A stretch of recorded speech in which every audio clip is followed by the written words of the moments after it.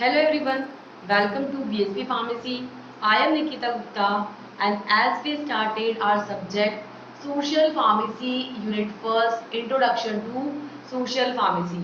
So last lecture के अंदर हमने हमारा सब्जेक्ट स्टार्ट किया था सोशल फार्मेसी और उसकी फर्स्ट यूनिट को हम डिस्कस कर रहे थे जिसके अंदर हमने अभी तक क्या देखा कि सोशल फार्मेसी क्या होता है, सोशल फार्मेसी का क्या स्कोप है और पब्लिक हेल्थ केयर सिस्टम कैसे काम करता है, प्राइवेट हेल्थ केयर सिस्टम कैसे काम करता है, ये सारी चीजें हमने यहाँ पे समझी है। अब यहाँ पे कुछ और एस्पेक्ट्स हम सोशल फार्मेसी के रिगार्डिंग समझेंगे।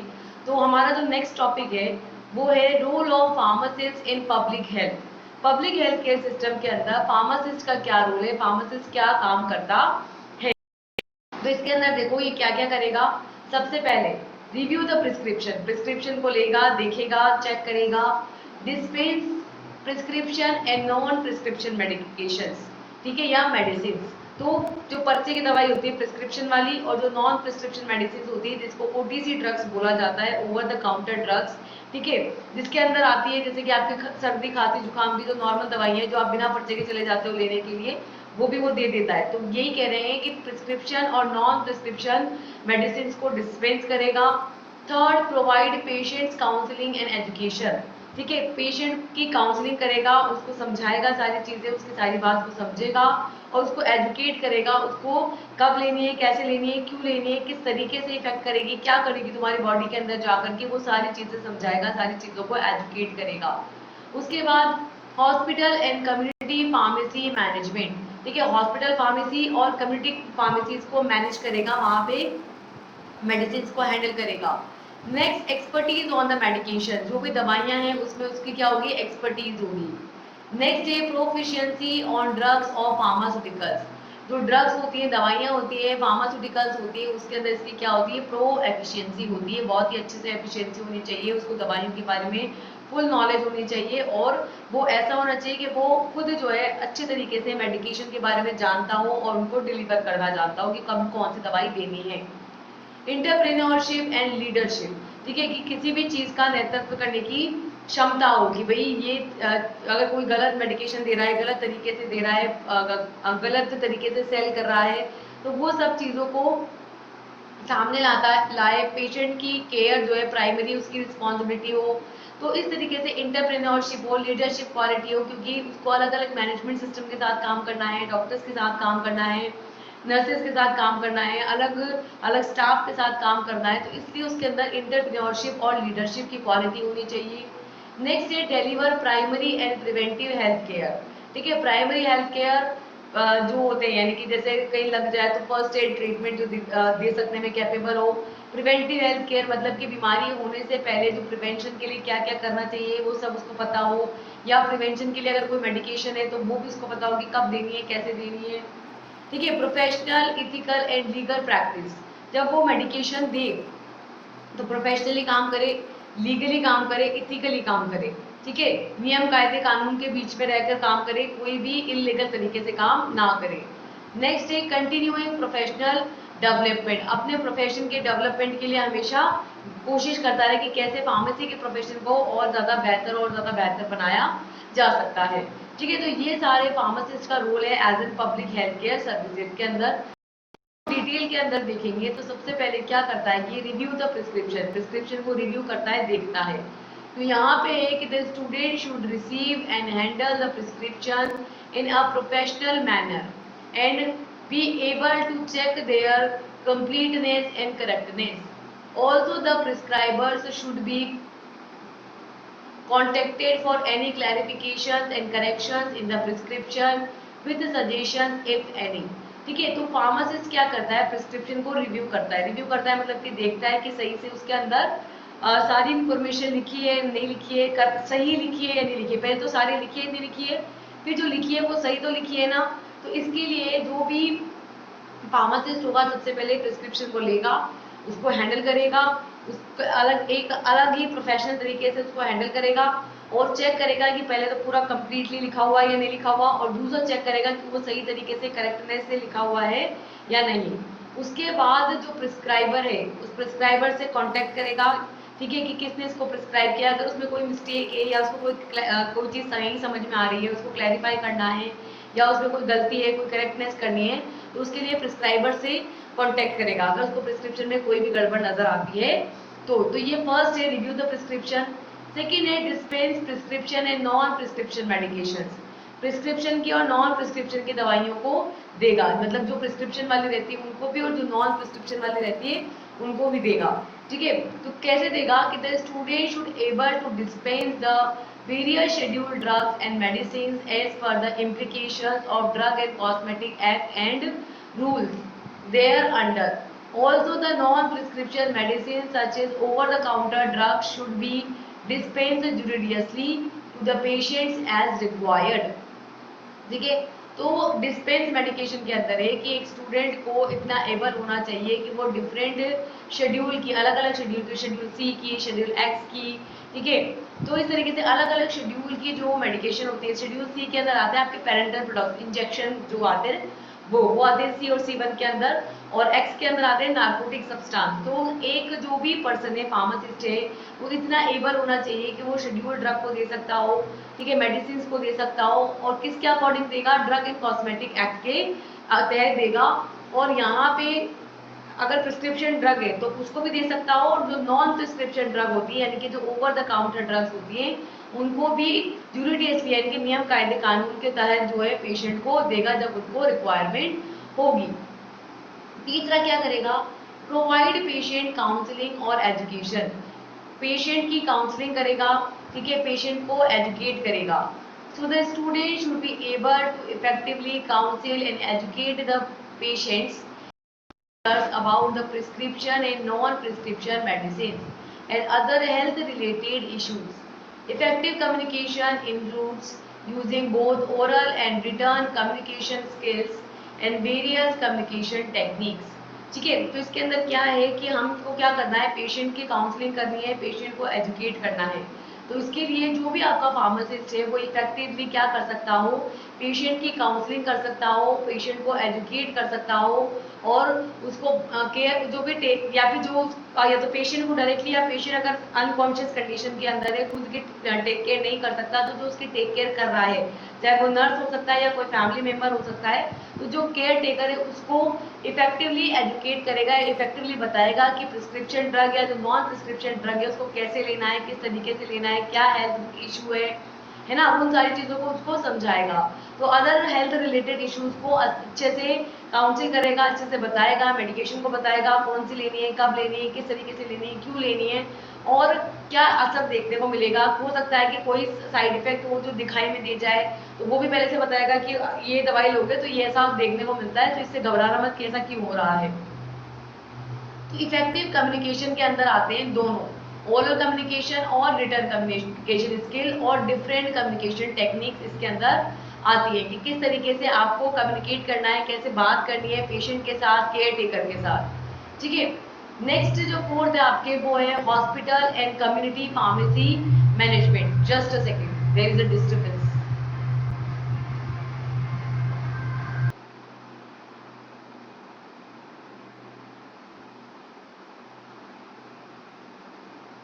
तो हॉस्पिटल एंड कम्युनिटी फार्मेसी को कैसे मैनेज करेगा एक फार्मासिस्ट, तो देखो कि the student should be able to manage the drug distribution system as per the policies and the guidelines of hospital pharmacy, good community pharmacy practice and the recommendations of regulatory agencies. Also be able to manage the procurement, inventory, distribution of medicines in hospital and community pharmacy settings. ठीक है, तो hospital and community pharmacy के manage कैसे करेगा, तो जो भी आपका फार्मासिस्ट है वो किस में एबल होना चाहिए कि वो अच्छे से ड्रग का डिस्ट्रीब्यूशन सिस्टम को स्टेबलाइज कर सके, यानी अच्छे से ड्रग्स को डिस्ट्रीब्यूट कर सके। तो ड्रग का डिस्ट्रीब्यूशन सिस्टम को मैनेज करने में एबल होना चाहिए किसके अकॉर्डिंग, जो पॉलिसीज है, जो भी हॉस्पिटल फार्मेसी की गाइडलाइंस है, पॉलिसीज है, उनके अकॉर्डिंग ड्रग डिस्ट्रीब्यूशन सिस्टम को मैनेज करने में एबल होना चाहिए। उसके अंदर गुड कम्युनिटी फार्मेसी प्रैक्टिस की एबिलिटी होनी चाहिए, और उसको रेगुलेटरी एजेंसीज ने जैसे रिकमेंड किया है, जैसे बताया है, उस तरीके से हॉस्पिटल फार्मेसी को या कम्युनिटी फार्मेसी को चलाना आता हो। ठीक है, तो इस तरीके से वो एबल हो क्या करने में, हॉस्पिटल की या कम्युनिटी फार्मेसी के अंदर जो मेडिसिन है उनको प्रोक्योर करने के अंदर कि कब कौन सी मेडिसिन खत्म होने वाली है, किसको पहले से मंगाना है, कितनी इन्वेंट्री यानी कि कितना माल हमारे पास पड़ा है, कौन सा खत्म होने वाला है, किसकी एक्सपायरी डेट आने वाली है, ठीक है, कैसे किसको जल्दी निकालना है मार्केट के अंदर, इन सारी चीजों को मैनेज करने में एबल होना चाहिए कौन, फार्मासिस्ट। नेक्स्ट है एक्सपर्टीज ऑन मेडिकेशन, उसकी जो है दवाइयों में क्या हो, एक्सपर्टीज हो, उसको सारी दवाइयों की अच्छे से नॉलेज होनी चाहिए। That means the student should be able to provide an expert opinion on the medications to healthcare professionals on safe and effective medication use, relevant policies and procedures based on the available evidences. ठीक है, available evidences के basis पर उसको decision लेना आता हो कि भाई मतलब जैसे उसको पता चल जाए कि डॉक्टर ने गलत दवाई लिखी है, गलत अमाउंट लिख दिया, गलत डोज लिख दिया, तो उसके इतने अंदर इतनी समझ हो, उसको इतनी नॉलेज हो कि उसको पता चलता हो पहली बात तो कि गड़बड़ लिखी है ना। तो जो भी आपका फार्मासिस्ट है, जो स्टूडेंट जो फार्मासिस्ट बनना जा रहा है, उसकी क्या जिम्मेदारी है कि उसको मेडिकेशंस के बारे में एक्सपर्ट ओपिनियन हो, उसको उसको पूरी जानकारी हो, ठीक है, हेल्थ केयर प्रोफेशन के बारे में पूरी जानकारी हो, सेफ और इफेक्टिव मेडिकेशन वो वहाँ पे प्रोवाइड करवाता हो, रेलिवेंट पॉलिसीज के अकॉर्डिंग चीज़ों को फॉलो करता हो, ठीक है, और जो अवेलेबल एविडेंसेस है उसके बेसिस पर प्रोसीजर्स को फॉलो करता हो कि किस तरीके से आपको मेडिकेशन देनी है, कौन सी देनी है, किस तरीके से देनी है, उसको सारी नॉलेज हो मेडिकेशंस के बारे में, सारी पॉलिसीज के बारे में पता हो, कौन सी मेडिकेशन किस तरीके से इफेक्टिव होगी वो पता हो, किस प्रोसीजर के थ्रू चीज़ों को करना है, प्रोसीड, इन सारी चीज़ों के बारे में उसको एक्सपर्ट नॉलेज होनी चाहिए और वो सेफ और इफेक्टिव मेडिकेशन प्रोवाइड करता हो। Next is proficiency on the pharmaceutical formulation. In this, the student should able to describe the chemistry, characteristics, types, merits and demerits of both the drugs and excipients used in the pharmaceutical formulations based on his or her knowledge and scientific resources. ठीक है, तो एक जो student है उसको किस में able होना चाहिए, उसको एबल होना चाहिए किसके अंदर कि वो डिस्क्राइब कर सके, वो बता सके कि जो भी ड्रग्स आप दे रहे हैं उसके अंदर जो भी एक्सिपिएंट्स मिले हुए हैं फार्मास्यूटिकल फॉर्मुलेशन के अंदर, तो उसकी केमिस्ट्री क्या है, मतलब उनके अंदर ड्रग जो है उस ड्रग का केमिकल फॉर्मूला क्या है, उसके कैरेक्टरिस्टिक फीचर कैसे है, कलर, ऑर्डर, टेस्ट, सॉल्युबिलिटी, है ना, कंपैटिबिलिटी, सारे कैरेक्टरिस्टिक फीचर्स के बारे में बताओ, कौन से टाइप की है, कौन सी क्लास से बिलोंग करती है, इस ड्रग के क्या क्या मेरिट्स हैं, क्या क्या एडवांटेज हैं, क्या क्या डिसएडवांटेज है, ये सारी चीज़ों के बारे में उसको पता होना चाहिए, ड्रग की भी और एक्सिपिएंट्स की भी, और इस नॉलेज को वो यूज़ करता हो किस साइंटिफिक रिसोर्सेज को, ये जो है उसको इस बात सारी बातों की नॉलेज होनी चाहिए और साइंटिफिक रिसोर्सेज के बेसिस पर जो फैक्ट्स हैं उनके बेसिस पर ये सारा उनको तैयार करना चाहिए। तो इस तरीके से फार्मास्यूटिकल फॉर्मुलेशन जो है उसके अंदर क्या होती है, उसकी प्रोफिशिएंसी होनी चाहिए, मतलब जितने भी फॉर्मुलेशन है उसके बारे में उसको एक्सपर्ट नॉलेज होनी चाहिए। ठीक है, नेक्स्ट क्या है, नेक्स्ट है entrepreneurship and leadership. So the student should be able to acquire the entrepreneurial skill in the dynamic professional environment, also be able to achieve leadership skill through the teamwork and sound decision making skills. ठीक है, entrepreneurship skill होनी चाहिए, leadership skill होनी चाहिए। क्यों, देखो कि जो भी आपका स्टूडेंट फार्मासिस्ट बनने वाला है उसके अंदर इंटरप्रेन्योरशिप स्किल होनी चाहिए, इंटरप्रेन्योरल स्किल होनी चाहिए, ठीक है, किसके अंदर, उसके प्रोफेशनल एनवायरनमेंट के अंदर तरीके से काम करने के लिए उसके अंदर इंटरप्रेन्योरल स्किल्स होनी चाहिए और साथ में वो एबल होना चाहिए कि वो लीडरशिप स्किल्स को अचीव कर सके, किसके थ्रू, टीम वर्क के थ्रू, क्योंकि उसको डिफरेंट टीम्स के साथ काम करना है। तो टीम वर्क के अंदर वो एक अच्छा लीडरशिप स्किल होनी चाहिए, अच्छे से लीड कर सके, और वहाँ पे साउंड मेकिंग डिसीजन स्किल होनी चाहिए कि उसको इंस्टेंटली डिसीजन लेने आते हो कि कब कहाँ पे किस तरीके से डिसीजन लेने हैं और उसको कैसे इम्प्लीमेंट कराना है, उसको कैसे समझाना है सामने वाले को, ये उसके अंदर एबिलिटीज होनी चाहिए। Next is deliver primary and preventive health care. That means the student should be able to contribute to various health care programs of the nation, including disease prevention initiatives to improve the public health. Also contribute to the promotion of health national health policies. ठीक है, तो primary और preventive health care को वो deliver करता हो, जो भी प्राइमरी हेल्थ केयर चीज़ें हैं जैसे कि फर्स्ट एड वगैरह है तो वो प्रोवाइड करवा सकता हो। प्रिवेंटिव हेल्थ केयर जैसे कि कोविड के टाइम पे फीवर आ रहे थे या जो भी बेसिक सिम्टम्स आ रहे थे उनको ट्रीट करने के लिए एंटीवायरल ड्रग दी जा रही थी, तो प्रिवेंटिव हेल्थ केयर प्रोवाइड कर सकता हो, प्राइमरी हेल्थ केयर दे सकता हो।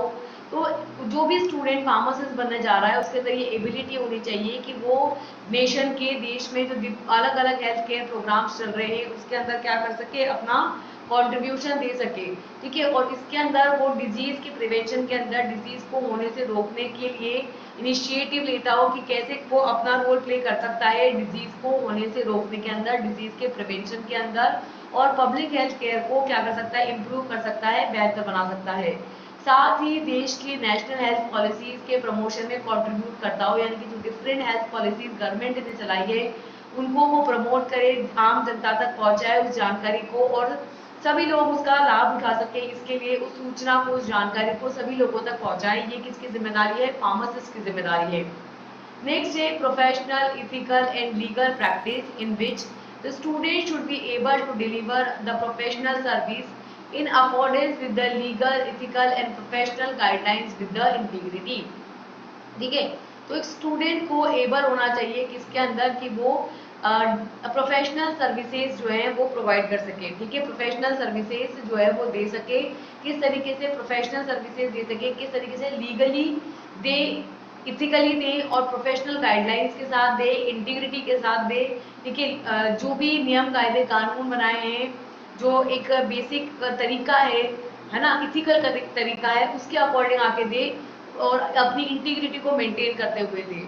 ठीक है, नेक्स्ट है last point, continuing professional development in which the student should be able recognize the gap in the knowledge and skills in the effective delivery of professional services from time to time and be self-motivated to bridge such gaps by attending continuing professional development programs। ठीक है, तो क्या करता हो, different professional development programmes में participate करता हो ताकि अपनी नॉलेज को बढ़ा सके और अपनी नॉलेज को बढ़ा करके आम जनता तक उस नॉलेज को प्रोवाइड करा सके।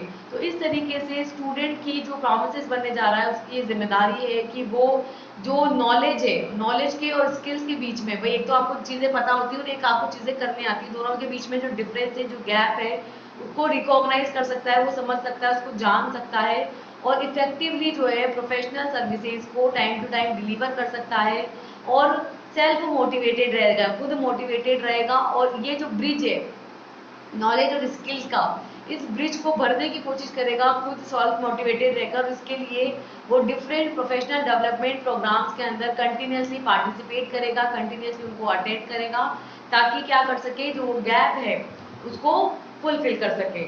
ठीक है, तो इस तरीके से ये सारी जिम्मेदारियां किसको निभानी है, फार्मासिस्ट को निभानी होती है। नेक्स्ट है अपना नेक्स्ट टॉपिक है कंसेप्ट ऑफ हेल्थ। ये कंप्लीट हो गया अपने role of pharmacist.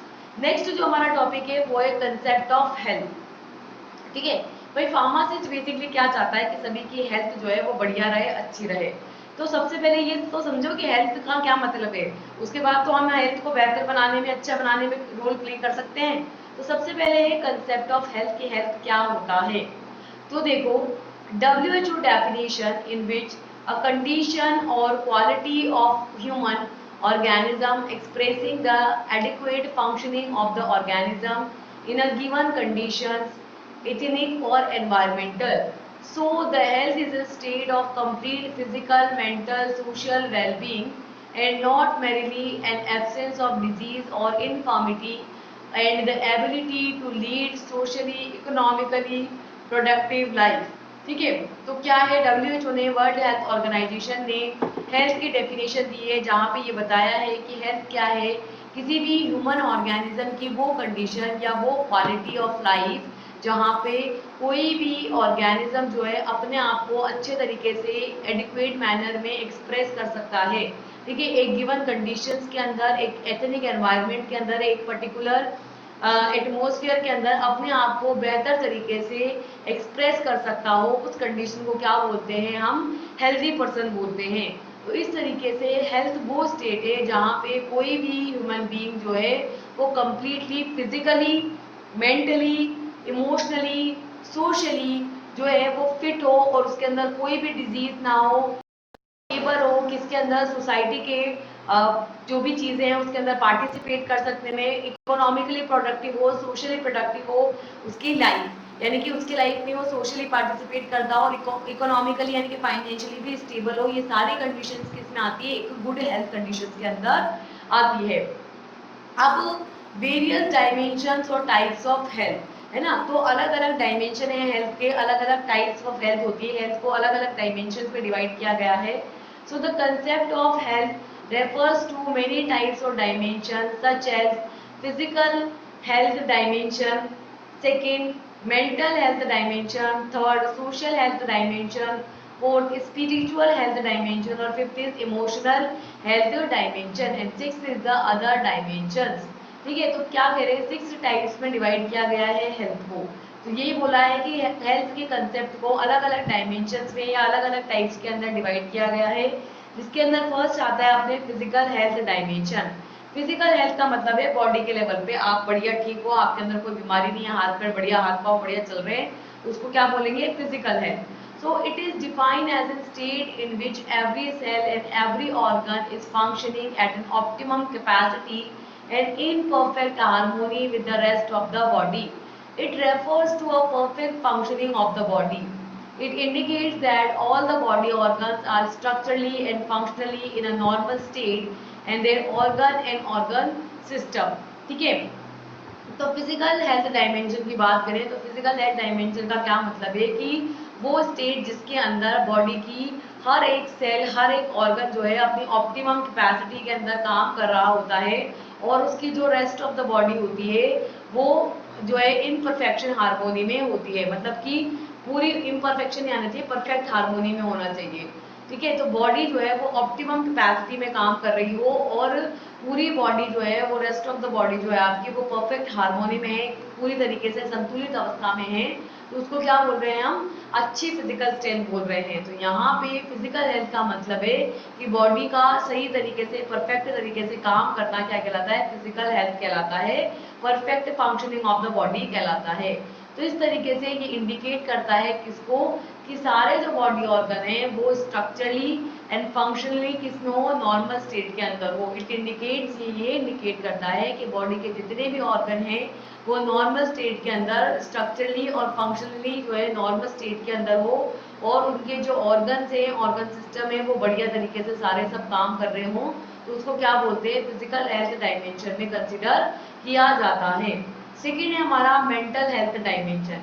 Mental health dimension का क्या मतलब है, mental health has been defined as an balance between the individual and the surroundings world, a state of harmony between oneself and others, a coexistence between the realities of the self and the other people and that of the environment। ठीक है, mental health का क्या मतलब है, mental health का मतलब है कि भाई बॉडी जो पर्सन है उसकी जो बॉडी के लेवल पर, उसके ब्रेन के लेवल पर और उसके जो सराउंडिंग वर्ल्ड है उसके बीच में क्या होना चाहिए, एक स्टेट ऑफ बैलेंस होना चाहिए।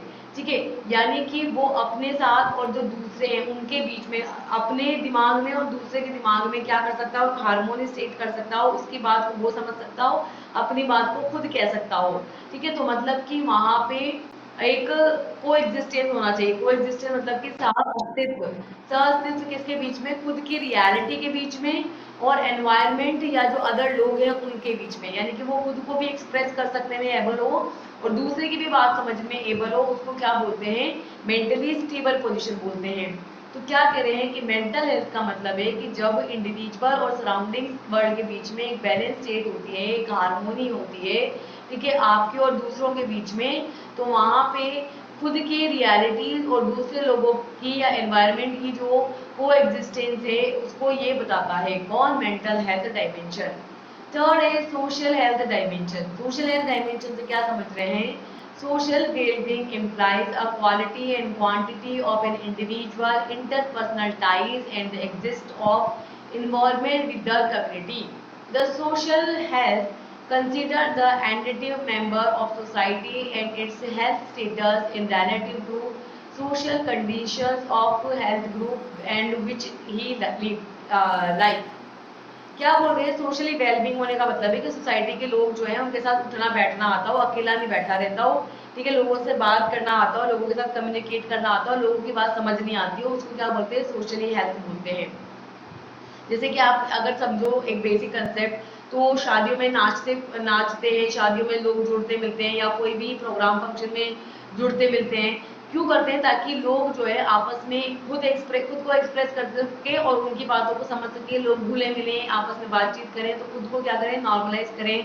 ठीक है, वहाँ जो नाच गाना मस्ती मजाक हो रही है उसके साथ अपने आप को चीयरफुल करें। तो ये सारी चीजें किस में आती है? सोशल वेलबींग के अंदर आती है। तो सोशल वेलबींग का मतलब है कि हर एक इंडिविजुअल जो है अपने आप को एक क्वालिटी और क्वांटिटी के अंदर इंटरपर्सनली टाई करे और कम्युनिटी के साथ जो है उसका एक इन्वॉल्वमेंट जो है एग्जिस्ट करता हो। तो इस तरीके से सोशल हेल्थ को क्या माना जाता है? सोसाइटी का एडिटिव मेंबर माना जाता है, सोसाइटी का एक पार्ट माना जाता है। और ये जो हेल्थ स्टेटस है इसका मतलब ये है कि सोशल ग्रुप्स के अंदर या जिन लोगों के बीच में आप रहते हैं, जिनके बीच में उठते बैठते हैं, उनके साथ आपके जो सोशल रिलेशंस हैं जब वो अच्छे हैं तो हम ये मानेंगे कि आपका सोशल हेल्थ स्टेटस अच्छा है। ठीक है, नेक्स्ट है fourth, spiritual health. Spiritual health से क्या मतलब है कि spiritual health in this context refers to that part of individual which reaches out and strives for meaning and purpose in a life. Spiritual health का मतलब है आध्यात्मिक हेल्थ। आध्यात्मिक हेल्थ का क्या मतलब है कि आपकी बॉडी के एनर्जीज जो हैं वो पॉजिटिव हो। ठीक है, तो उसको बोलते हैं स्पिरिचुअल हेल्थ। स्पिरिचुअल हेल्थ का मतलब यहाँ पे ये है कि हर कोई इंडिविजुअल जो है वो रीच आउट, वो पहुंच सकता हो और वो जो स्ट्राइव करे किसके लिए, कि लाइफ का मतलब वो समझता हो, लाइफ का पर्पस समझता हो कि जिंदगी उन्हें क्यों दी गई है, वो क्या करना चाहते हैं जीवन में यूजफुल। ये सारी चीजें किसके अंदर आती है? स्पिरिचुअल हेल्थ के अंदर आती है। और लास्ट है इमोशनल, जहाँ पे initially mental and emotional dimension were seen in the same thing, but as more research become available at a definite difference is emerging. Mental health can be seen as knowing and congestion, while emotional health refers to the feeling.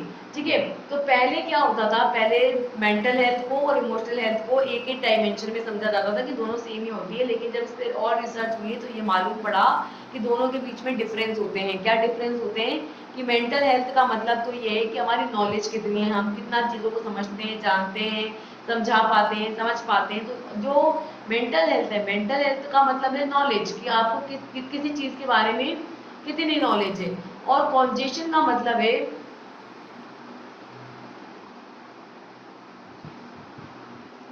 और congestion का मतलब है, ठीक है, या इसको knowledge बोल सकते हो या बोल सकते हैं कॉग्निशन। कॉग्निशन मतलब कि जानकारी होना। ठीक है, तो जब आपको किसी चीज की जानकारी है तो वो है आपको इमोशनली सॉरी मेंटल हेल्थ। जबकि अगर इमोशनल हेल्थ का मतलब है फीलिंग, कि जैसे हम कई बार होता है ना हमारे साथ कि हमको गट फीलिंग आ रही होती है, हमको पता नहीं कि वो चीज एक्चुअल में है या नहीं है, या एग्जिस्ट करती है या नहीं करती है, लेकिन हमको एक अंदर से फीलिंग आती रहती है, तो वो है आपकी इमोशंस। और जब हमको फैक्ट पता है कि वहाँ पे ये प्रॉब्लम है तो हमको मेंटली पता है, वो हमको ट्रूथ पता है, हमको उसकी नॉलेज है, जानकारी है, तो वो क्या है? मेंटल। तो जब हमें चीज़ों के बारे में पता है तो वो मेंटल हेल्थ है, और जब हम चीज़ों को फील कर पा रहे हैं तो वो क्या है? हमारी इमोशनल हेल्थ है। अब लास्ट आता है हमारे अदर डायमेंशन, जिसके अंदर इंक्लूड है philosophical, cultural, socio economic, environmental, educational, nutritional, curative and preventive health care system. तो अदर डायमेंशंस के अंदर आते हैं आपके फिलोसफी, कल्चर के किस तरीके के कल्चर में आप रहते हैं, सोशल स्टेटस क्या है, इकोनॉमिक स्टेटस क्या है, एनवायरनमेंट में रहते हैं, कैसा एजुकेशन लेवल है, ठीक है, न्यूट्रिशन का लेवल कैसा है, क्यूरेटिव एक्शन कितना है, प्रिवेंटिव एक्शन कितना है। तो ये सारे डायमेंशन जो है रिमेनिंग, इसको एक अलग क्लास के अंदर कंसिडर किया गया है, जिसको अदर डायमेंशन बोला जाता है। ठीक है, तो इस तरीके से 6 टाइप में हेल्थ को डिवाइड किया गया है। नेक्स्ट है हमारे डिटर्मिनेंट्स ऑफ हेल्थ। हेल्थ को कैसे डिटरमाइन करेंगे कि भाई हेल्थ क्या होती है, किस तरीके से हेल्थ को हम डिफाइन करेंगे कि भाई अभी हम अच्छे हेल्थ में हैं या खराब हेल्थ के अंदर है, डिटरमाइन कैसे करेंगे हेल्थ को?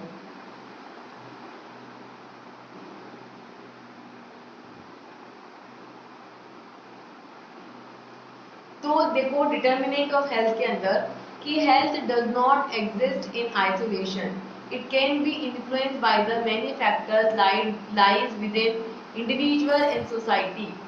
This factor interact and can promote or deteriorate the health of an individual of the community। ठीक है, जो हेल्थ है वो पहले अकेली नहीं एग्जिस्ट करती थी, है ना। अकेले अपने आप में एक हेल्थ का कोई डायमेंशन नहीं होता।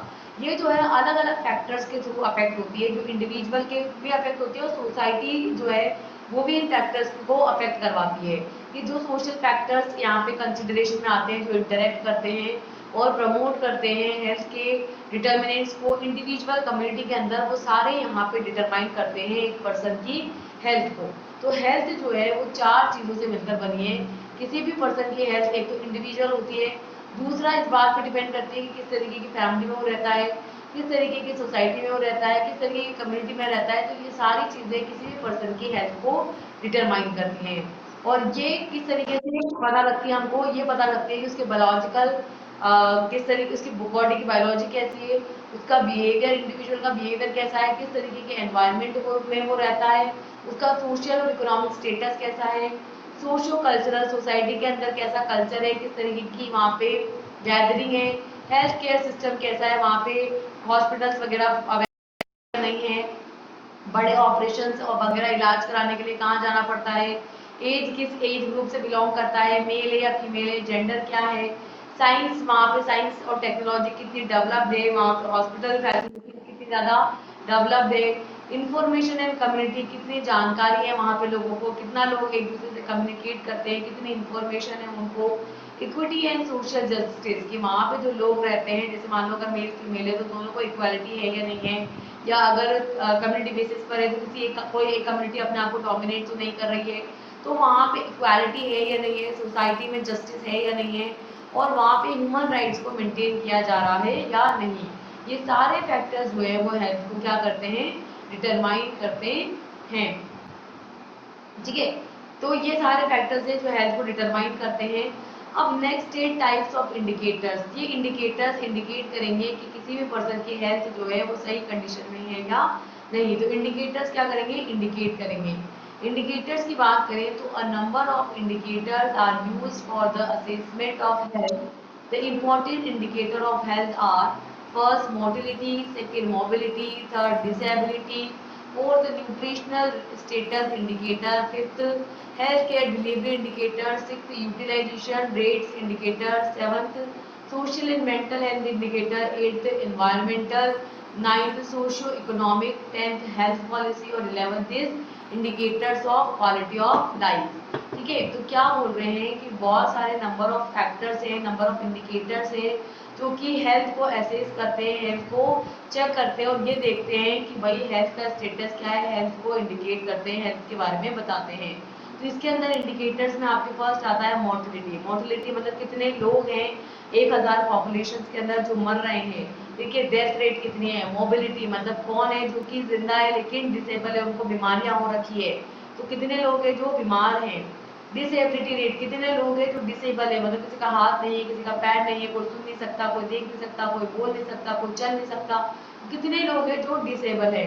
ठीक है, न्यूट्रिशनल स्टेटस इंडिकेटर जिसको सर्वेलियंस इंडेक्स के थ्रू निकाला जाता है, जो ये बताता है कि वहाँ पे रहने वाली जो पॉपुलेशन है उनका न्यूट्रिशन का लेवल कितना है। पहला तो ये है कि उनको प्रॉपर खाना मिलता भी या नहीं मिलता, और दूसरा है कि जो मिलता है उसमें न्यूट्रिशन का अमाउंट कितना है, कितना कार्बोहाइड्रेट है, कितना फैट है, कितना प्रोटीन है, कितने वहाँ पे अमीनो एसिड्स प्रेजेंट है। ठीक है, नेक्स्ट है हेल्थ केयर डिलीवरी इंडिकेटर, जो क्या करे, गुड हेल्थ केयर सर्विसेज को वहाँ पे डिलीवरी होती है या नहीं होती है उस चीज़ को इंडिकेट करे।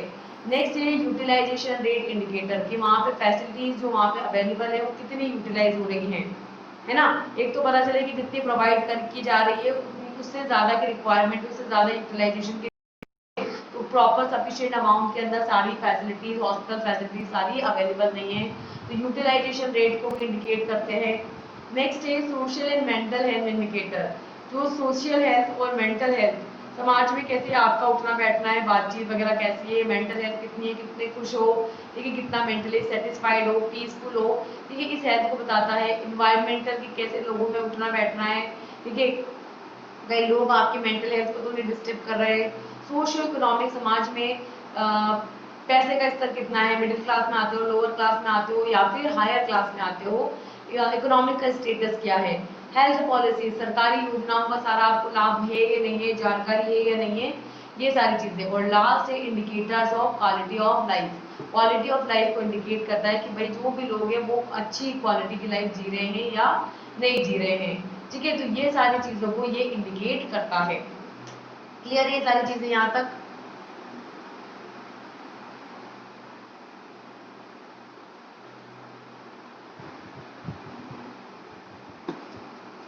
अब नेक्स्ट है यहाँ पे national health policies according to the Indian perspective.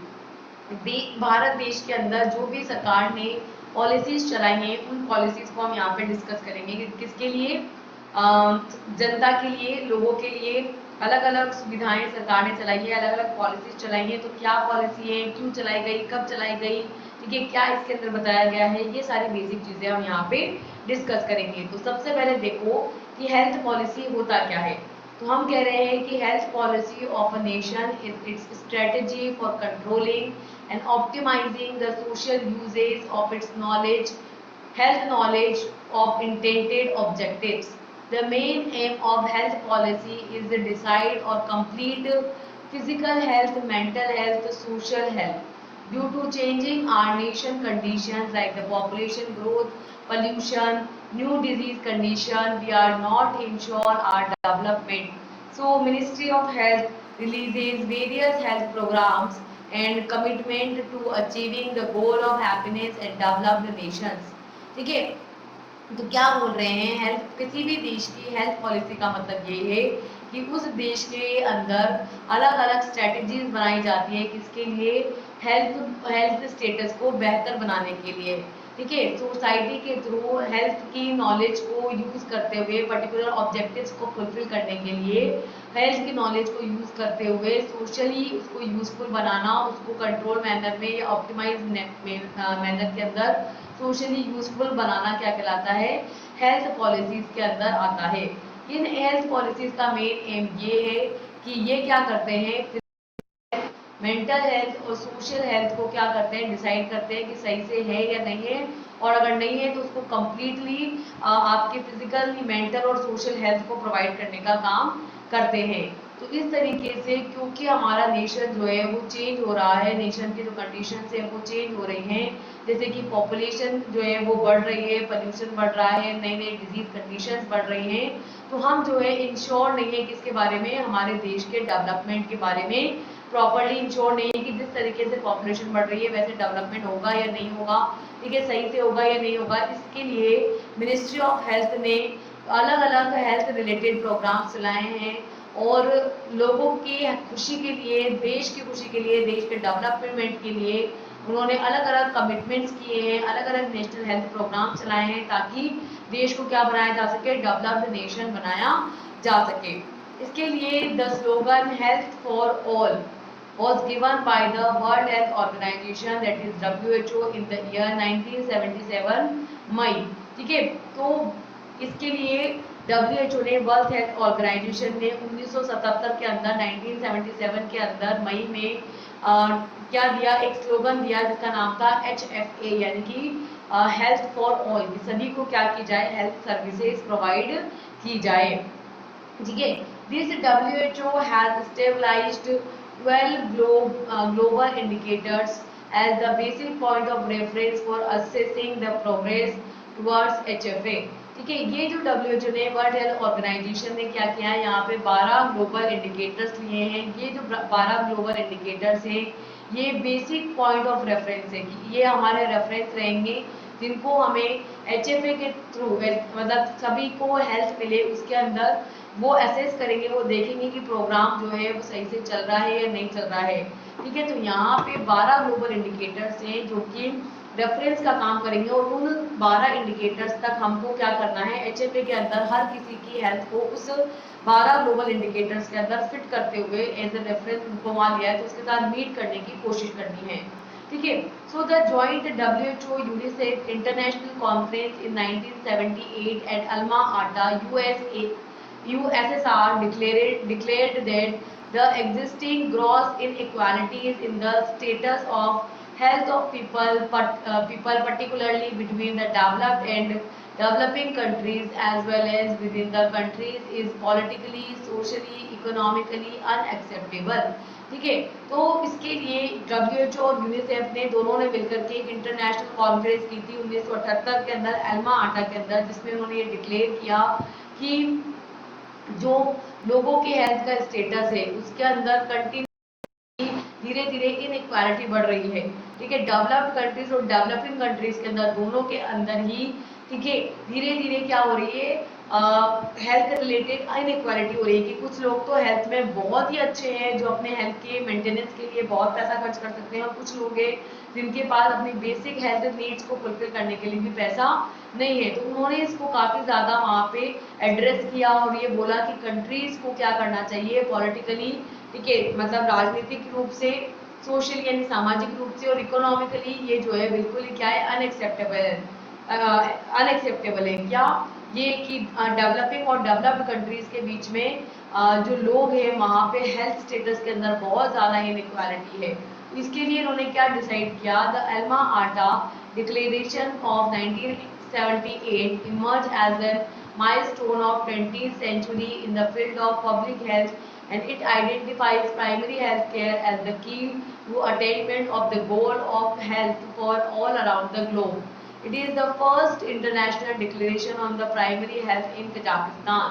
ठीक है, 1978 के अंदर अल्मा आटा ने ये डिक्लेयर किया, ये बताया कि किस तरीके से पब्लिक हेल्थ केयर के फील्ड के अंदर ये जो डिक्लेरेशन है ये एक 20th सेंचुरी के अंदर एक बहुत बड़ा माइलस्टोन बनने वाला है, बहुत बड़ा पत्थर बनने वाला है। और इसको जो है आइडेंटिफाई किया किसके फॉर्म में, प्राइमरी हेल्थ केयर के फॉर्म में, कि प्राइमरी हेल्थ केयर सर्विसेज जो प्राथमिक चिकित्सा है वो हर किसी को प्रोवाइड की जाए पूरे ग्लोब के अंदर, हेल्थ फॉर ऑल, सभी को मतलब ये हमारा गोल है हेल्थ फॉर ऑल की सभी को क्या प्रोवाइड की जाए, हेल्थ सर्विसेज प्रोवाइड की जाए। और इस गोल को अचीव करने के लिए पूरे ही ग्लोब के अंदर क्या किया जाए, काम किया जाए कि पूरे ग्लोब में सभी को at least minimum primary health care as an key, as an importantly क्या की जाए, प्रोवाइड की जाए। उसके लिए अल्मा आटा ने डिक्लेरेशन दिया, और ये जो फर्स्ट इंटरनेशनल डिक्लेरेशन था ये प्राइमरी हेल्थ केयर को लेकर के कजाकिस्तान के अंदर दिया गया था। ठीक है, फिर है कि the 3 national health policies were launch by the ministry of health and family welfare. Ministry of health and family welfare के अंदर ने यानी कि MHAFW ने जो है 3 नेशनल हेल्थ पॉलिसीज को लॉन्च किया है। फर्स्ट है आपके first national health policy 1983, second है second health policy 2002 and third है थर्ड नेशनल हेल्थ पॉलिसी 2017। पहले 1988 के अंदर पहली नेशनल पॉलिसी आई, उसके बाद उसमें कुछ चेंजेस हुए 2002 के अंदर, और उसके बाद 2017 में अभी recently national health policies ministry of health और फैमिली वेलफेयर ने बनाई है। लास्ट वाले में क्या क्या उन्होंने बताया है इसको यहाँ पे बताया। तो देखो सबसे पहले हेल्थ पॉलिसी 2017 वाली,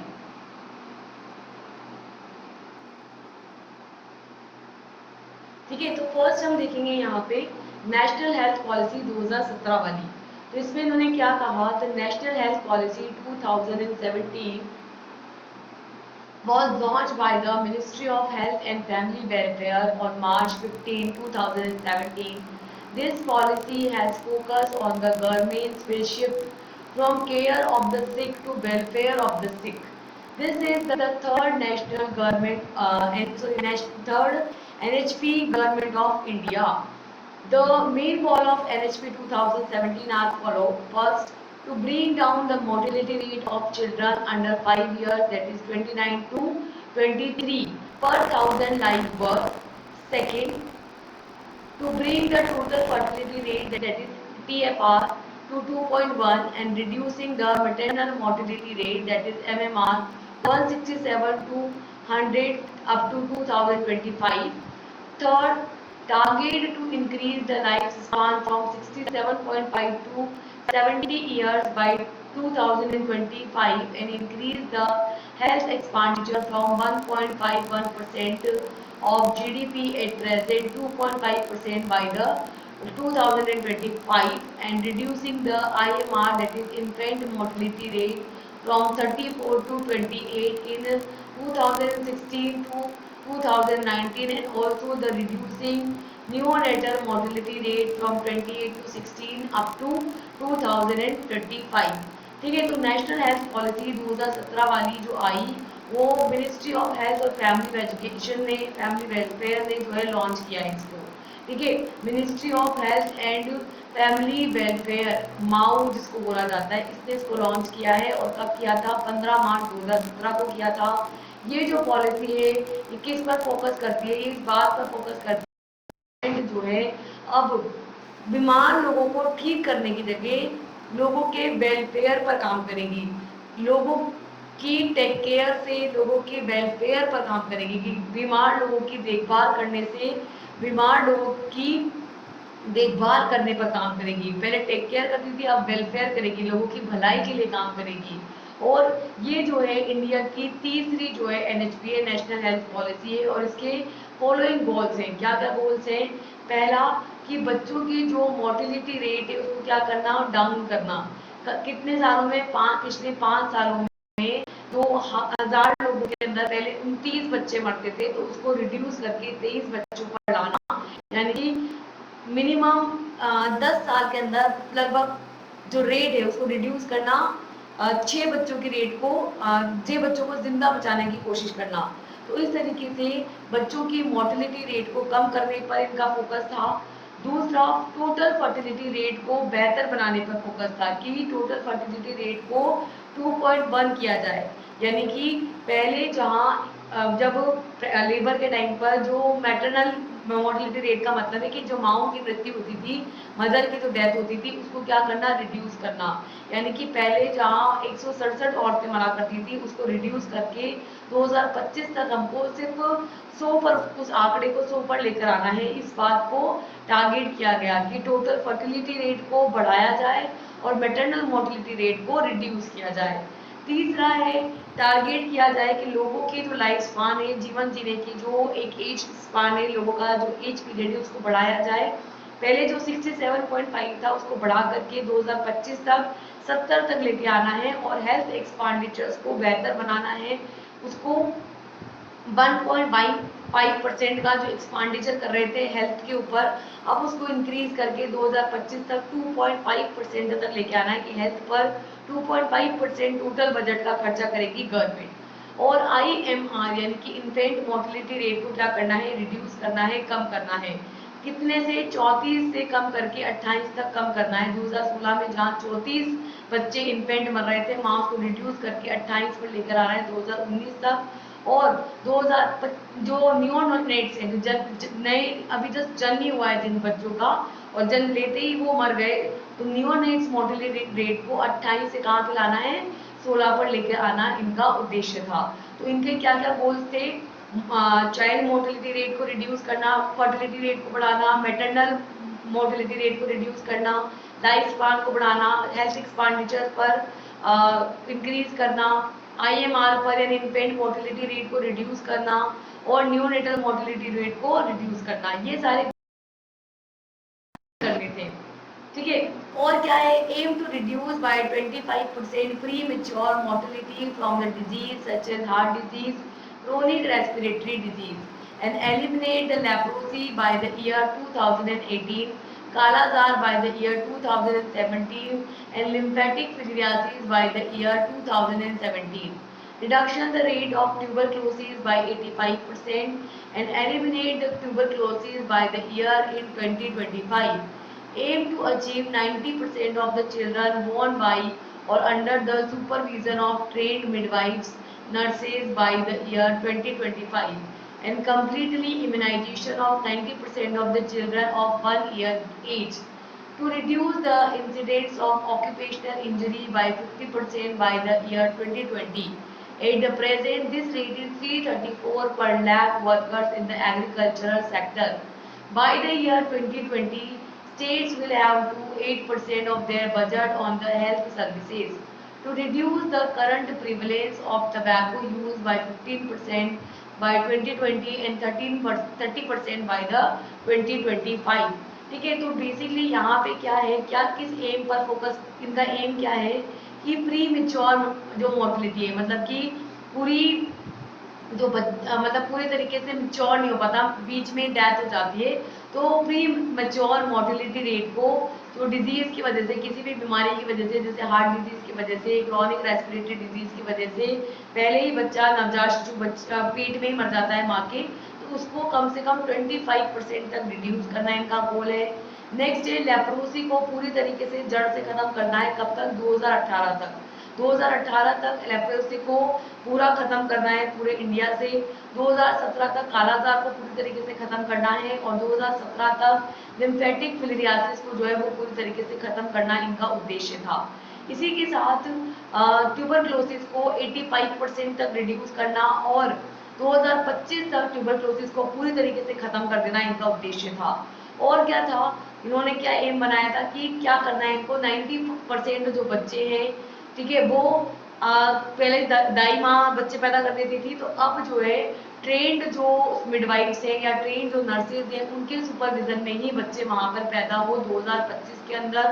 2025 तक 90% ऑफ द बच्चे या तो मिडवाइफ्स के थ्रू या नर्सेज के थ्रू ही उनके सुपरविजन में ही पैदा हो, और उनको 1 ईयर के एज तक, 1 ईयर तक सारे जो बच्चे हैं उनको कम्प्लीटली 90% ऑफ द बच्चों को इम्यूनाइजेशन प्रोवाइड किया जाए, यानी उनको सारे वैक्सीनेशन जो हैं वो अवेलेबल कराए जाए, ताकि उसके अंदर भविष्य में जाकर के कोई बीमारी ना पनप सके। इस तरीके से होती थी ऑक्यूपेशनल इंजरीज, मतलब कि जिस तरीके का वो रोजगार में है, जैसे कांच का काम कर रहे हैं या किसी खदान में काम कर रहे हैं या कोई टबैको की फैक्ट्री में काम कर रहे हैं, तो उसकी वजह से उनकी सांस में या उनकी बॉडी पर जो भी हेल्थ रिलेटेड इश्यू पड़ रहा है, जो भी इंजरी उनको हो रही है, तो उसको कम करना है 2020 तक लगभग 50%। 2020 तक उसको 50% आधी करने का उनका उद्देश्य था। और एट प्रेजेंट एग्रीकल्चरल सेक्टर के अंदर आज भी 1 लाख में से 334 लोग जो हैं वो ऑक्यूपेशनल डिजीज की वजह से, जैसे पेस्टिसाइड्स के कांटेक्ट में आ रहे हैं तो उससे बीमार पड़ रहे हैं, तो उसको क्या करना है, हमको रिड्यूस करने पर काम करना है। और 2020 तक स्टेट क्या करेगा, अपना अपने हेल्थ अपने बजट का 8% जो है वो किसको प्रोवाइड करेगा, हेल्थ सर्विसेज को प्रोवाइड करेगा। और टबैको के यूज को कम करने के लिए, करंट में टबैको के यूज को रिड्यूस करने के लिए कितना, 2022 तक 15% रिड्यूस करना है, 2025 तक 30% रिड्यूस करना है। ये सारी पॉलिसीज उन्होंने NHM 2017 के अंदर बनाई है। तो पहला पढ़ा हमने NHM 2017, जिसके अंदर उन्होंने काफी सारी पॉलिसीज पर काम किया, जैसे कि प्री मेच्योर मोर्टेलिटी रेट को 25% तक रिड्यूस करना, लेप्रोसी, कालाजार और फिलरियासिस को पूरी तरीके से खत्म करना, ट्यूबरक्लोसिस को 85% तक खत्म करना, और जितने भी बच्चे पैदा हों 2025 तक, उनमें से 90% बच्चे जो हैं वो किसी मिडवाइफ या नर्स के सुपरविजन में हों, और 1 साल के अंदर अंदर वो सारी इम्यूनाइजेशन यानी कि वैक्सीनेशन प्रोवाइड की जाए। ऑक्यूपेशनल इंजरीज को 50% तक रिड्यूस करना, और अपने टोटल बजट का 8% वो जो है हेल्थ सर्विसेज को प्रोवाइड करेगी 2020 तक, और टबैको के यूज को 15% तक रिड्यूस करेगी 2020 तक, और 2025 तक 30% तक रिड्यूस करने का वो कोशिश करेगी। कौन? गवर्नमेंट। ये उन्होंने नेशनल हेल्थ पॉलिसी 2017 के अंदर डिसाइड किया है। उसके लिए उन्होंने क्या क्या काम किया है वो आपको देखना पड़ेगा बजट के अंदर। नेक्स्ट जो सेकंड है हमारे, वो है मिलीनियम डेवलपमेंट गोल्स। क्या होता है millennium development goals? The millennium development goals, that is MDGs, are 8 goals to achieve by the 2025 that respond to world's main development challenges. The MDGs break down into 18 qualifiable targets that are measured by 48 indicators. This article comprehensively provide all the details pertaining to Millennium Development Goals, that is MDGs. All 191 United States member states and at least 22 international organizations committed to help to achieve the following Millennium Development Goals by 2025. For to eradicate the extreme poverty and hunger. Second, to achieve a universal primary education. Third, to gender equality and empower the women. Fourth, to reduce the child mortality. Fifth, to improve the maternal health. Sixth, to combat HIV, AIDS, malaria and other diseases. Seventh, to reduce the environmental sustainability. And last, to ensure the global partnership for the development. तो ये 8 goals इन्होंने यहाँ पे decide किए। क्या बोल रहे हैं मिलेनियम डेवलपमेंट गोल के अंदर कि जो एमडीजीज होते हैं उसके अंदर इन्होंने 8 गोल यहाँ पे डिसाइड किए जो उनको 2015 तक अचीव करने हैं, जो रिस्पॉन्ड करते हैं किसके, दुनिया के जो मेन चैलेंजेस है उसके रिस्पॉन्स में ये रिस्पॉन्ड करते हैं। ये जो 8 एमडीजीज है इनको 18 क्वान्टिफाइबल टारगेट्स के अंदर डिवाइड किया गया है, जो कि 48 इंडिकेटर्स के थ्रू जो है मेजर किए जाते हैं। ये जो आर्टिकल है ये कंप्रेसिवली सारी डिटेल प्रोवाइड करता है किसके बारे में, एमडीजीज के बारे में। ये आर्टिकल पूरा आपको बताएगा कि एमडीजीज क्या है और किस पर इनका फोकस है। तो 191 यूनाइटेड नेशन के जो मेंबर स्टेट है उन्होंने मिलकर के और 22 इंटरनेशनल ऑर्गेनाइजेशन से मिलकर के ये कमिटमेंट किया है कि वो इस मिलेनियम डेवलपमेंट गोल को 2015 तक अचीव करने की कोशिश करेंगे, जिसके अंदर उनको क्या करना है कि बहुत ज़्यादा गरीबी और बहुत ज़्यादा भुखमरी को ख़त्म करना है। सभी को प्राइमरी एजुकेशन, यूनिवर्स में सभी को प्राइमरी एजुकेशन मिले इसके लिए वो काम करना है। थर्ड, जेंडर इक्वालिटी हो, मेल फीमेल का डिफ्रेंसिएशन नहीं हो, वुमेन्स को एम्पावर किया जाए। ठीक है, चाइल्ड की मोर्टेलिटी रेट को रिड्यूस करना है, बच्चों की जो मरने की रेट है उसको कम करना है। ठीक है, मैटरनल रेट क्यों, मतलब मदर की जो हेल्थ है उसको इम्प्रूव करना है।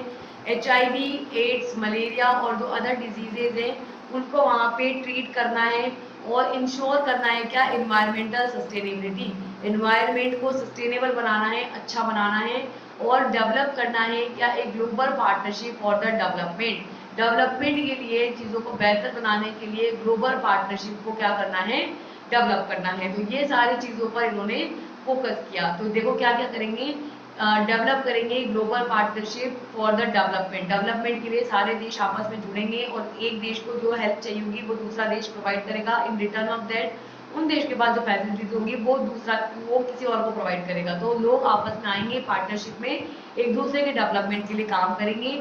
दूसरा, एक्सट्रीमली जो गरीबी है, हंगर है, भूखमरी, उसको खत्म करेंगे। थर्ड, सभी को प्राइमरी एजुकेशन प्रोवाइड की जाएगी। फोर्थ, जेंडर इक्वालिटी को यहाँ पे प्रमोट किया जाएगा। चाइल्ड मोर्टेलिटी रेट को रिड्यूस किया जाएगा। मदर की मैटरनल हेल्थ को इम्प्रूव किया जाएगा। HIV, एड्स, मलेरिया जैसी गंभीर बीमारियों को ठीक करने पे फोकस किया जाएगा और इन्वायरमेंटल सस्टेनेबिलिटी को इंश्योर किया जाएगा कि इन्वायरमेंट कैसा हो, सस्टेनेबल हो, बेटर हो, अच्छा हो, इसको ये क्या करेंगे, इंश्योर करेंगे कौन, मिलेनियम डेवलपमेंट गोल्स के थ्रू।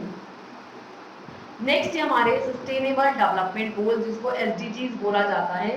तो क्या होते हैं कि द SDGs या sustainable development goals are also known as global goals were adopted by the United Nations in 2025 as a universal call to action to end the poverty, protect the planet and ensure that by 2023 all people enjoy peace and prosperity. The 17 SDGs are integrated that they recognize the action in one area which will affect the outcomes in the other, and that development must balance the social, economic and environmental sustainability. ठीक है, तो इसके अंदर 17 SDGs आते हैं। क्या, first, यहाँ पे सारे नहीं बताए हुए हैं इन्होंने, no poverty, no hunger, good health, well being, quality education, gender equality, clean water and sanitization, affordable clean energy, decent work, economic growth, industry, innovation, infrastructure, reduce the inequality, sustainable cities and communities, responsible production and consumption, climate actions, life below water, life on land, peace, justice and strong institution, partnership for the globe and sustainable development goals. ठीक है, तो क्या बोल रहे हैं कि sustainable development goals या SDGs को जो है वर्ल्ड ग्लोब के, पूरा जो अर्थ है, जो पूरा ग्लोब है, उसके गोल के फॉर्म में इसको जाना जाता है, जो कि यूनाइटेड स्टेट ने अडॉप्ट किया था 2015 के अंदर। और यहाँ पे इन्होंने इसको एक यूनिवर्सल कॉल की फॉर्म में बुलाया, जहाँ पे उन्होंने गरीबी को पूरी तरीके से खत्म करने के लिए, प्लैनेट को बचाने के लिए और 2023 तक ये इंश्योर करने के लिए कि सभी लोग पूरे ग्लोब में जितने भी लोग हैं वो सुख शांति के साथ, समृद्धि के साथ, एक मिनिमम अमाउंट ऑफ मनी के साथ जो है सर्वाइव करें, इस पर इन्होंने फोकस किया। इसके अंदर इन्होंने 17 SDGs बताए जो इंटीग्रेट आपस में जुड़े हुए हैं और ये रिकॉग्नाइज करते हैं, ये इस बात का पता लगाते हैं कि किसी एक एरिया के अंदर कौन सी चीज़ है जो ज़्यादा अफेक्ट कर रही है और किस चीज़ को हम ज़्यादा सॉल्व करना है हमको, और उसकी वजह से क्या आउटकम्स निकल के आते हैं। और ये जो एसडीजीज है ये क्या करते हैं, ये डेवलप करते हैं सोशली, इकोनॉमिकली और एनवायरमेंटली सस्टेनेबिलिटी की। इसके थ्रू समाज में एक समानता आए, एक सस्टेनेबिलिटी आए, लोगों का ठहराव बढ़े, लोगों के पास एक लिमिटेड अमाउंट ऑफ मनी बढ़े और उनको एक सस्टेनेबल एनवायरनमेंट मिले जहाँ पे वो ग्रोथ कर सके, डेवलपमेंट कर सके। तो इस तरीके से 17 एसडीजीज है यहाँ पे। सबसे पहले नो पॉवर्टी की, कोई भी गरीब ना रहे। सेकेंड है जीरो हंगर, कोई भी भूखा ना रहे। थर्ड एंड वेलबींग, सभी की हेल्थ, स्वास्थ्य जो है वो एकदम बढ़िया हो। फोर्थ क्वालिटी एजुकेशन, सभी को बेसिक एजुकेशन जो है वो सभी को मिले, अच्छी क्वालिटी की मिले। फिफ्थ है जेंडर इक्वालिटी, मेल फीमेल के बेसिस पर जेंडर में इक्वालिटी होनी चाहिए। सिक्स है क्लीन वाटर एंड सैनिटाइजेशन, कि पानी जो है वो बढ़िया साफ मिले, पीने का पानी साफ मिले, सैनिटाइजेशन हो, साफ सफाई हो। ठीक है, अफोर्डेबल एंड क्लीन एनर्जी, ठीक है, जो बढ़िया आपको सूरज की या जो लाइट है, लाइट बढ़िया मिले, क्लीन एनर्जी मिले, आपको अफोर्डेबल मिले, एक सही दाम में मिले। Next decade work and economic growth, काम का प्रेशर कम हो और इकोनॉमिक ग्रोथ जो है वो ज्यादा हो, है ना, काम कम हो लेकिन पैसा ज्यादा हो। इंडस्ट्री इनोवेशन एंड इंफ्रास्ट्रक्चर, की इंडस्ट्रीज, अच्छी अच्छी इंडस्ट्रीज डेवलप की जाए, अच्छे अच्छे इनोवेशन किए जाए, नए नए इंफ्रास्ट्रक्चर को डेवलप किया जाए, नई नई बिल्डिंग्स बनाई जाए, ठीक है, नया नया ग्रोथ किया जाए। Reduce in equality, in equality को जेंडर के बेसिस पर या किसी भी रिलीजन के बेसिस पर, किसी भी कास्ट के बेसिस पर, किसी भी डिस्क्रिमिनेशन को जो है वो खत्म किया जाए, ठीक है, कलर के बेसिस पर। फिर है सस्टेनेबल सिटीज एंड कम्युनिटीज, तो जो शहर है वो सस्टेनेबल हो, जो कम्युनिटीज हैं, जो लोग हैं वो एक जगह पे जैसे अगर वो सेटल हो गए तो वहां पे वो रुके, सस्टेन रहे, ठीक है। फिर है रिस्पॉन्सिबल प्रोडक्शन एंड कंजप्शन, कि जितना प्रोड्यूस कर रहे हैं उसके अकॉर्डिंग ही लोग उसको कंज्यूम करें, ओवर कंज्यूम भी ना करें और लेस कंज्यूम भी ना करें, ठीक है, तो ताकि एक बैलेंस हमेशा बना रहे, इनफाइनाइटी रेट से वो चलता रहे, कभी खत्म ना हो जाए। इसके लिए एक रिस्पॉन्सिबल बने लोग प्रोडक्शन को और कंजप्शन को लेकर के। क्लाइमेट एक्शन, के क्लाइमेट में कैसे चेंज आ रहा है, कितना परिवर्तन आ रहा है, उस सब चीज़ों को नोट डाउन करके उस पर एक्शन लिए जाए। लाइफ बिलो वाटर, पानी के अंदर जो लाइफ है, यानी कि मछलियां हैं, पेड़ पौधे हैं, वो सर्वाइव कर पा रहे हैं, नहीं कर पा रहे हैं, उन सारी चीज़ों को इंश्योर किया जाए। And life on the land, जमीन पर जो रह रहे हैं जीव जंतु, वो सही से रह पा रहे, नहीं रह पा रहे, क्योंकि जंगल कटते जाएंगे तो बाहर निकलते जाएंगे, या तो मर जाएंगे या फिर इंसानों को खा जाएंगे, ठीक है। तो इस तरीके से लैंड पर, जमीन पर किस तरीके का जीवन है। Peace, justice and strong institution, शांति को शांति स्टेबलाइज की जाए, जस्टिस न्याय स्टेबलाइज की जाए और एक स्ट्रॉन्ग इंस्टीट्यूशन यहाँ पे तैयार किया जाए, ठीक है, कि भाई लोग जो है वो मजबूती के साथ रह सके। फिर एक partnership for the goals, goals को पूरा करने के लिए क्या हो, लोगों के बीच में पार्टनरशिप हो।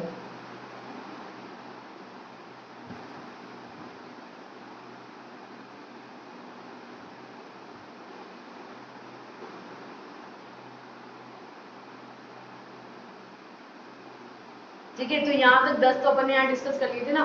बाकी रिमेनिंग क्या है, सस्टेनेबल सिटीज हो, कम्युनिटीज हो, रिस्पॉन्सिबल कंजप्शन एंड प्रोडक्शन, मतलब कंजप्शन और प्रोडक्शन के बीच में बैलेंस हो, क्लाइमेट एक्शंस को नोटिस किया जाए, पानी के नीचे जो जीवन है उसको बेहतर बनाया जाए, सभी को पीस मिले, जस्टिस मिले, स्ट्रॉन्ग इंस्टीट्यूशन हो, और पार्टनरशिप फॉर द गोल्स, की गोल्स को पूरा करने के लिए लोग आपस में साथ आए, लोग जुड़े और उन गोल्स को पूरा करने के लिए काम करें, उसके लिए पार्टनरशिप करें। तो ये हुए अपने 17 एसडीजीज, ठीक है।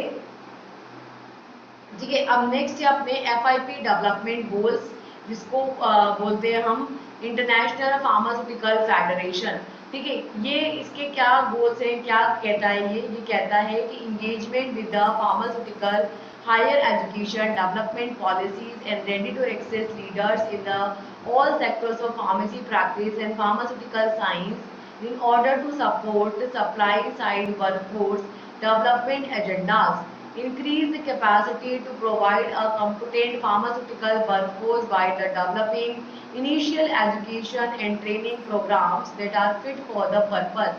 According to the National Health Resource needs, clinical practice, pharmaceutical science areas and stakeholders across the grades. The foundation's objectives are to promote the education and research of by the pharmacists and pharmaceutical scientists within the general field of design, manufacture, distribution and use of medicines for the humans and for the animals. ठीक है, next है इसके अंदर, मैं एक बार पढ़ देती हूँ फिर समझाती हूँ क्या कहना चाह रहे हैं. The FIP Foundation for the Education and Research was set up in 1993 with a program of grant and awards. In addition to the awards in recognition of excellence, the FIP Foundation also makes available FIP development grants to the young pharmacists in training and research, FIP International Travel Scholarship and FIP Fellowship. In 1997, it introduced Young Poster Presenters Award, which was given to a member of people who have submitted abstract for the FIP Congress, which have been screened and approved by either the scientific or professional secretary. क्या बोल रहे हैं FIP के बारे में? FIP का मतलब होता है international pharmaceutical federation. International level पे फार्मास्यूटिकल डिपार्टमेंट में मिलकर के एक फेडरेशन बनाया है, कमेटी बनाई है जिसके कुछ गोल्स हैं. क्या है गोल्स, क्या है ये, क्या बोलता है ये बोलता है कि फार्मास्यूटिकल सेक्टर के अंदर हायर एजुकेशन पॉलिसीज को डेवलप करने के लिए और सभी फार्मेसी के सभी सेक्टर्स के अंदर फार्मेसी प्रैक्टिस को बेहतर बनाने के लिए, उसको रेडी टू एक्सेस बनाने के लिए, उसमें लीडरशिप के लिए, फार्मास्यूटिकल साइंस के अंदर ग्रोथ करवाने के लिए और सपोर्ट करने के लिए सप्लाई साइड चेन को, सप्लाई साइड वर्क फोर्स के डेवलपमेंट एजेंडास को बढ़ाने के लिए कि भाई साइड वर्क डेवलप हो सके, सारे जो एजेंडाज है हमारे फार्मास्यूटिकल्स के वो फुलफिल हो सके, इसके लिए क्या बनाया गया है, FIP बनाया गया है. FIP का क्या पर्पज है कि सभी को क्या हो, फार्मास्यूटिकल के सेक्टर के अंदर हायर एजुकेशन मिले, लीडरशिप तैयार हो, फार्मेसी प्रैक्टिस वहाँ पे अच्छे से हो, फार्मास्यूटिकल साइंस का ग्रोथ हो, डेवलपमेंट हो, वर्क फोर्स यहाँ पे बढ़े, सप्लाई बढ़े, सपोर्ट बढ़े, इसके लिए इसको तैयार किया गया है. यहाँ पे क्या किया जाता है, यहाँ पे फार्मास्यूटिकल वर्क फोर्स जो रहता है उसको कॉम्पिटेंसी प्रोवाइड करने के लिए इसकी कैपेसिटी को इंक्रीज किया जाता है. इसकी कैपेसिटी को इंक्रीज करके किया जाता है कैसे, इनिशियल एजुकेशन प्रोवाइड करके. ठीक है, इनिशियल एजुकेशन लोगों को आम जानकारी दे करके, लोगों को अलग अलग प्रोग्राम्स के बारे में बता करके, अलग अलग प्रोग्राम्स की ट्रेनिंग दे करके, ताकि वो उनके पर्पजेज जो भी उनके पर्पज उद्देश्य हैं वो पूरे हो सके, उनमें फिट बैठ सके. और नेशनल हेल्थ रिसोर्सेज मतलब जो भी अपने नेशनल हेल्थ जो गवर्नमेंट है वो जो भी रिसोर्सेज को फुलफिल करना चाहती है, जो भी रिसोर्सेज लोगों की रिक्वायरमेंट है, नीड्स है, तो उन नीड्स के अकॉर्डिंग लोगों के डिफरेंट पर्पजेज वहाँ पे फुलफिल हो. ठीक है, यानी कि क्लिनिकल प्रैक्टिस के अंदर, फार्मास्यूटिकल साइंस के एरिया में और स्टॉक होल्डर्स के अंदर, सारे क्रैड्स के अंदर जो भी आपके पर्पज आपको फुलफिल करने हैं, ठीक है, उसके लिए इनिशियल एजुकेशन और ट्रेनिंग प्रोग्राम्स जो है वो चलाए जाए और फार्मास्यूटिकल वर्क फोर्स को क्या बनाया जाए, कॉम्पिटेंट बनाया जाए, उसकी कैपेसिटी को बढ़ाया जाए, यानी कि लोग फार्मेसी के प्रोफेशन में आके जुड़े, लोग उनको जाने और उसमें काम करें, उसको बेहतर बनाएं. ये FIP का उद्देश्य था. ये जो फाउंडेशन है इसका ऑब्जेक्टिव क्या है कि लोगों को मतलब क्या हो कि एजुकेशन को प्रमोट किया जाए और फार्मासिस्ट के थ्रू रिसर्च को बढ़ावा दिया जाए, फार्मास्यूटिकल साइंस के थ्रू, फार्मेसी के थ्रू, फार्मासिस्ट के थ्रू, फार्मास्यूटिकल साइंटिस्ट के थ्रू जो है रिसर्च को बढ़ावा दिया जाए, एजुकेशन को प्रमोट किया जाए और ह्यूमंस पर और एनिमल्स पर डिफरेंट जो है ड्रग्स की, मेडिसिन तैयार की जाए, मेडिसिन की डिजाइनिंग हो, मेडिसिन की मैन्युफैक्चरिंग हो, डिस्ट्रीब्यूशन हो और डिफरेंट मेडिसिन का एनिमल्स के ऊपर और ह्यूमंस के ऊपर यूज हो और नई नई मेडिकेशंस का डेवलपमेंट किया जाए. इसके लिए FIP को बनाया गया है. FIP का गोल क्या है कि फार्मेसी का जो प्रैक्टिस है, फार्मेसी का जो रिसर्च ओरिएंटेड काम है उसको बढ़ावा मिले. ये जो FIP फाउंडेशन है ये इन्होंने ये किसके लिए, एजुकेशन और रिसर्च के लिए सेटअप किया गया है 1993 के अंदर. और इसके अंदर प्रोग्राम रहता है जो कि क्या करता है, डिफरेंट ग्रांट्स प्रोवाइड करता है, डिफरेंट अवार्ड्स प्रोवाइड करता है. इसके अलावा इसके अंदर अवार्ड रहता है किसके लिए, रिकॉग्नाइजेशन ऑफ एक्सीलेंस के लिए, कि आपने अगर कोई बहुत बढ़िया बहुत अच्छी सी रिसर्च करी है तो उसके लिए आपको जाना जाए. इसके लिए रिकॉग्नाइजेशन ऑफ एक्सीलेंस अवार्ड होता है जो कि FIP फाउंडेशन जो है वो देती है, किसको अवेलेबल कराती है. FIP डेवलपमेंट ग्रांट्स अवेलेबल कराती है यंग फार्मासिस्ट को ताकि वो ट्रेनिंग कर सके, वो रिसर्च कर सके फार्मास्यूटिकल के फील्ड के अंदर। और FIP इंटरनेशनल ट्रैवल स्कॉलरशिप देती है जिसके थ्रू वो इंटरनेशनली घूम सकते हैं अपने रिसर्च के लिए, अपनी नॉलेज को बढ़ाने के लिए। FIP फेलोशिप्स देती है जिसके थ्रू वो पैसा भी वहाँ से उठा सकते हैं और नई नई रिसर्च कर सकते हैं, नई नया जानकारी ढूंढ सकते हैं फार्मास्यूटिकल्स के फील्ड के अंदर। और 1997 के अंदर 1997 के अंदर उन्होंने यंग पोस्टर प्रेजेंटर अवार्ड जो है उसको इंट्रोड्यूस किया, जो कि लोगों को क्या देता है, जो कि उन लोगों को दिया जाता है जो कि FIP कांग्रेस के अंदर अपने एब्स्ट्रैक्ट को सबमिट करते हैं। उन एब्स्ट्रैक्ट में से स्क्रीनिंग होती है, छटनी होती है, और फिर जो भी आपके अप्रूव्ड होते हैं साइंटिफिक सोसाइटी के थ्रू, प्रोफेशनल सेक्रेटरी के थ्रू, जो भी एब्स्ट्रैक्ट अप्रूव्ड होते हैं उनको फिर वो यंग पोस्टर प्रेजेंटर अवार्ड दिया जाता है। ठीक है, तो इस तरीके से FIP काम करती है। इसके अंदर लास्ट जो अपनी पॉलिसी है वो है नेशनल हेल्थ मिशन, जिसको NHM बोला जाता है। क्या कह रहे हैं NHM के बारे में कि national health mission that is NHM was launch by the government of India in 2013 with submitting the National Rural Health Mission and National Urban Health Mission. It was further extended in the March 2018 to continue till March 2020. Due to the poor knowledge and sources, mainly rural, some people are not able to take the government facilities. For releasing this problem, government introduced new program which is NHM, and which is one of them to fulfill the requirement and improve the health of the needy persons. क्या बोल रहे हैं कि national health mission जो है NHM जो है ये गवर्नमेंट के थ्रू जो है लॉन्च किया गया है इंडिया के अंदर 2013 में, जो कि दो चीज़ों को इसके अंदर शामिल किया गया है। एक तो है रूरल लेवल पर हेल्थ की बेटरमेंट के लिए काम करना, और एक सिटीज़ में जो अर्बन एरिया है वहाँ पर हेल्थ के लिए काम करना। तो इस तरीके से जो नेशनल रूरल हेल्थ मिशन और नेशनल अर्बन हेल्थ मिशन के दोनों के साथ जो है सबमिट होता है, दोनों के साथ मिलकर बना होता है, और इसको फर्दर एक्सटेंड किया गया मार्च 2018 में, और फिर इसको आगे भी कंटिन्यू किया जा रहा है मार्च 2020 तक। और इसमें क्या है कि पुअर नॉलेज की वजह से लोगों को अच्छे से जानकारी नहीं होती, कई बार लोगों को जो है गवर्नमेंट की फैसिलिटीज़ के बारे में अच्छे से पता नहीं होता, उनके पास वो रिसोर्सेज नहीं होते जिनके थ्रू वो उन सुविधाओं का लाभ ले सके। तो इस प्रॉब्लम को दूर करने के लिए गवर्नमेंट ने एक नया प्रोग्राम चलाया है जिसको NHM बोलते हैं, जो कि क्या करता है, जो नीडी पर्सन से जिनको ज़रूरत है हेल्थ की, उन हेल्थ रिक्वायरमेंट्स को पूरा करता है, और जहाँ पे अवेलेबल है वहाँ पर उन हेल्थ सर्विसेज को बेटर करने के, ठीक है। These NHM components include maternal health, neonatal child health, reproductive health, adolescent health, and against any disease such as tuberculosis, cardio, etc. These NHM facilities are reached to the people by the advertisement, poster, radio, social media, and by the newspaper.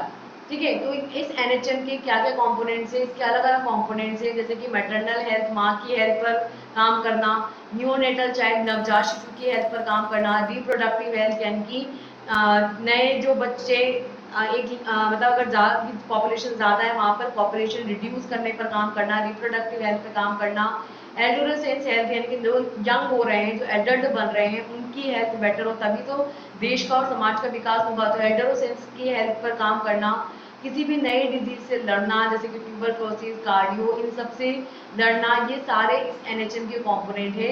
और ये NHM जो है वो सारी facilities लोगों को provide करती है, किसके थ्रू, एडवर्टाइजमेंट के थ्रू, ठीक है, पोस्टर्स के थ्रू, रेडियोज के थ्रू, सोशल मीडिया के थ्रू और न्यूज़पेपर्स के थ्रू NHM अपनी फैसिलिटीज को लोगों तक पहुंचाती है।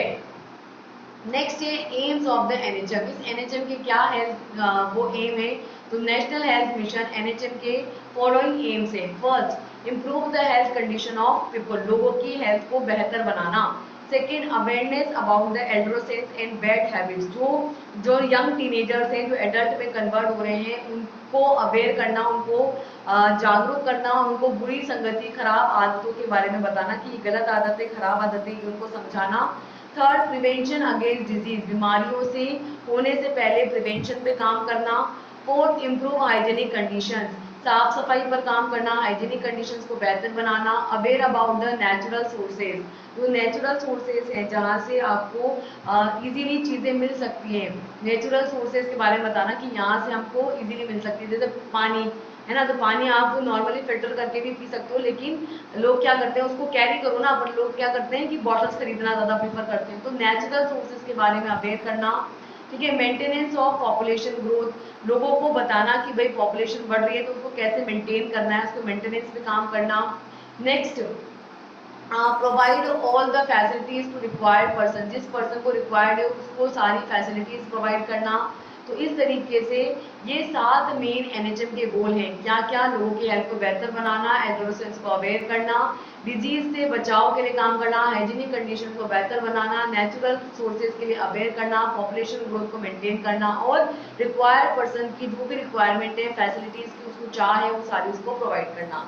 तो इस तरीके से on the basis of development NH into two parts. First is the National Rural Health Mission and second is the National Urban Health Mission. तो इस तरीके से NHM को उसके डेवलपमेंट के बेसिस पर दो पार्ट्स में डिवाइड किया गया है, ग्रामीण क्षेत्र के अंदर और अर्बन क्षेत्र के अंदर। तो नेशनल रूरल हेल्थ मिशन और नेशनल अर्बन हेल्थ मिशन ये गाँव के अंदर चलता है और ये शहरों में जो झुग्गी झोपड़ियों में जो लोग रहते हैं वहाँ पर ये चलता है, ठीक है। तो क्या है ये? फर्स्ट है आपके नेशनल रूरल हेल्थ मिशन, जिसको NRHM बोला जाता है। This NHRM was launched in the 12th April 2005 to address the health needs of undeserved rural population, especially women, children, vulnerable section of the society, and to provide affordable, accessible and quality health care. ठीक है। इन NHRM Ayush, that is A for Ayurveda, Y for yoga, U for यूनानी, S for सिद्धा and H for homeopathic जो है उस पर काम किया for the promotion of healthy lifestyle. तो हेल्थी लाइफस्टाइल को प्रमोट करने के लिए, हेल्थी लाइफस्टाइल को बढ़ाने के लिए इन्होंने NHRM यानी कि नेशनल हेल्थ पॉलिसी है जो कि रूरल एरिया के अंदर चलाई गई है, उसको क्या बोलते हैं? NHRM यानी कि नेशनल रूरल हेल्थ मिशन के अंदर इसको लिया गया है। ये 12 अप्रैल 2005 को लॉन्च किया गया था, जो कि जो आपके अनडिजर्व लोग हैं गांव में जो रहते हैं उनके जो हेल्थ रिलेटेड इश्यूज हैं, जैसे कि स्पेशली बच्चों के, औरतों के और सोसाइटी के जो वल्नरेबल एरियाज हैं जहाँ पे लोगों के पास इतना पैसा नहीं होता कि वो अफोर्ड कर सकते हैं हेल्थ केयर सर्विसेज को और एक अफोर्डेबल नहीं कर सकते हैं, है ना, तो उसको उन लोगों को प्रोवाइड करना, हेल्थ केयर को एक अफोर्डेबल प्राइस के अंदर वो एक्सेस कर सके इस सिचुएशन के अंदर और एक क्वालिटी हेल्थ केयर सर्विसेज उनको प्रोवाइड करना।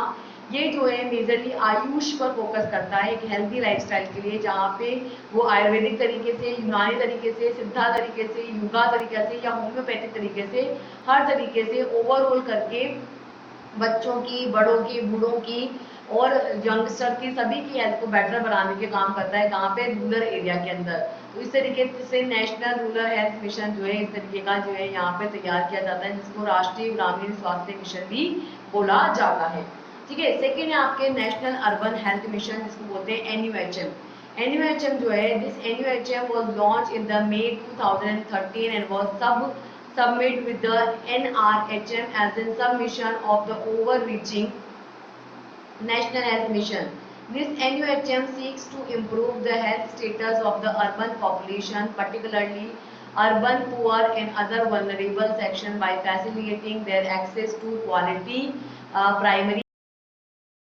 नेशनल अर्बन हेल्थ मिशन जो NUHM है ये मई 2013 के अंदर लॉन्च किया गया था और ये सब समराइज करता है किसके अंदर? नेशनल हेल्थ मिशन के अंदर ही एक सब मिशन के अंदर ये आता है। तो नेशनल हेल्थ मिशन बहुत बड़ा है, उसके अंदर एक छोटा सा मिशन है जो एक जैसे RHM है, HM है यानी कि नेशनल रूरल हेल्थ मिशन है, उसी तरीके से NUHM है, नेशनल अर्बन हेल्थ मिशन है, जो कि नेशनल हेल्थ पॉलिसी का एक छोटा सब मिशन है जो कि मई 2013 के अंदर लॉन्च किया गया था। और ये जो NUHM है ये सीख करता है, ये ढूंढता है कैसे कि किस तरीके से जो अर्बन पॉपुलेशन है, जो गांव शहरों में रहने वाले, झुग्गी झोपड़ियों में रहने वाली जो पॉपुलेशन है, जहाँ पे उनको साफ पानी, साफ लाइट, साफ हवा नहीं मिलती है, उनके हेल्थ स्टेटस को कैसे इम्प्रूव किया जा सके उन अर्बन पीपल को कैसे बेहतर हेल्थ फैसिलिटीज जो है वो प्रोवाइड की जा सके और कैसे उनको अच्छी क्वालिटी की प्राइमरी हेल्थ फैसिलिटीज जो है वो